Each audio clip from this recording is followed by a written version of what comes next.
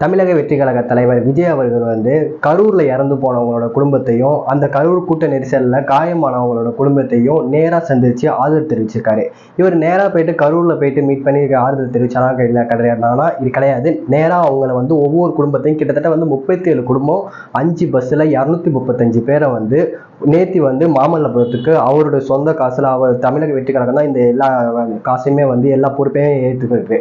So அவங்க எல்லாருமே வந்து மாமல்லபுரத்துக்கு கொண்டுட்டு வந்து அங்கே ஒரு தனியார் மண்டபத்தில் வச்சு இன்னைக்கு காலையில் ஒவ்வொரு குடும்பத்திலையும் அவங்களுடைய கஷ்டங்கள் என்ன, அவங்களுக்கு என்ன தேவை, இதுக்கப்புறமா எவ்வளோ என்ன வேணும், அவங்களுடைய கல்வி வேலைவாய்ப்பு அப்படிங்கிறது எல்லாத்தையுமே அவங்களுக்கு விஜய் அவர்கள் வந்து ஆறுதல் தெரிவிச்சிருக்காரு.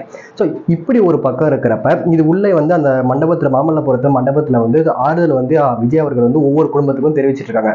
இந்த நேரத்தில் அதே நேரத்தில் வெளில ஒருத்தவங்க வந்து ஈரோட்டில் அந்த கரூர் சம்பவத்தில் வந்து ஈரோட்டில் வந்து அவரோட பையன் அவர் சேர்ந்து ஈரோட சேர்ந்தவர் அவர் நேரம் வந்து கரூருக்கு வந்து வந்திருக்காரு. அந்த மோகன் அப்படிங்கிறவர் வந்து அந்த கூட்ட நெரிசல இறந்து போயிட்டாரு.